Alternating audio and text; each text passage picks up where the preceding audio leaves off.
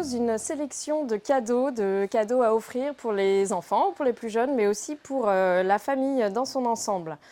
Avec, pour commencer, cet immense illustrateur qui est Claude Ponty, qu'on aime tellement à la librairie, qui nous offre une sélection de ses meilleures chroniques qu'il a écrites et surtout illustrées avec énormément de fantaisie et d'humour pour Philosophie Magazine. Il part des questions des enfants qu'il lui pose. Rien que les questions en elles-mêmes sont déjà une invitation au voyage, à la méditation, et il révèle toute la force de l'imagination des enfants.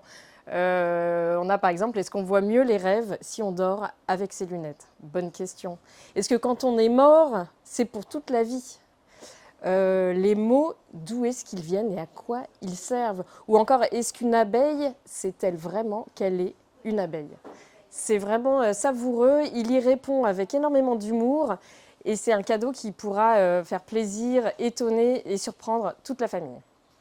Je vous propose ensuite le nouvel album de Clémentine Beauvais, que l'on connaît déjà pour ses romans essentiellement, romans jeunesse, romans ados.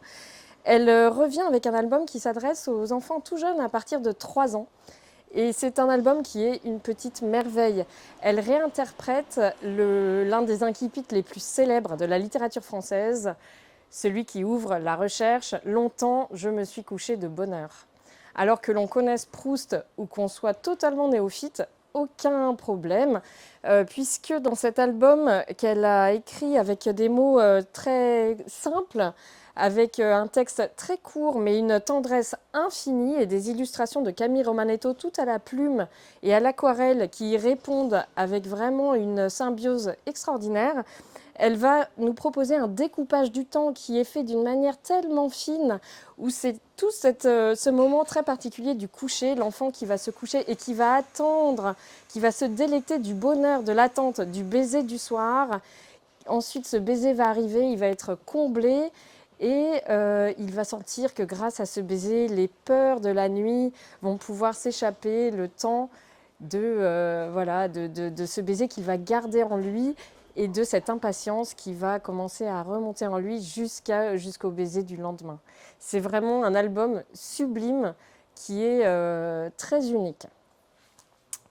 Je vous propose ensuite de plonger avec les enfants dans la poésie, puisque quoi de plus beau, de plus universel que la poésie pour partager la beauté entre les générations?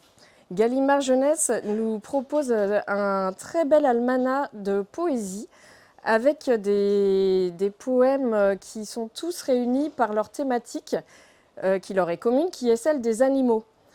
C'est des fables, les fables d'Ésope, les fables de La Fontaine, qui vont être réunies dans ce recueil. C'est aussi des poètes beaucoup plus contemporains, c'est Prévert, c'est Robert Desnos, et ça va jusqu'aux poètes d'aujourd'hui, Thomas Vino, Suzy Morgenstern, qui soit pour la jeunesse, pour les adultes.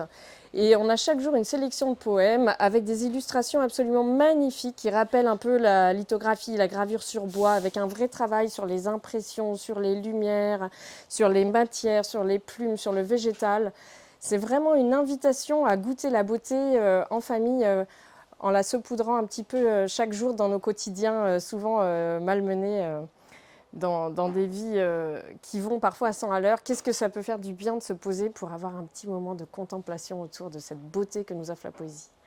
Et enfin, pour terminer, voici Liberté de Paul Éluard, le fameux poète, cet hymne d'amour qu'il avait écrit pour la femme qu'il aimait et qui est devenu l'hymne de la résistance pendant la Deuxième Guerre mondiale, qui résonne évidemment aujourd'hui avec une force toute particulière et qui est dans ce livre, ce beau livre-objet, qui fait l'objet d'un découpage autour de papiers qui sont découpés avec un jeu d'ombre, un jeu de lumière, qui en fait nous permettent d'avoir ce poème qui strophe par strophe avance, avec un paysage qui va se déplier et qui va révéler tout un horizon pour nous dire la profondeur universelle de la liberté et nous dire combien elle résonne encore aujourd'hui.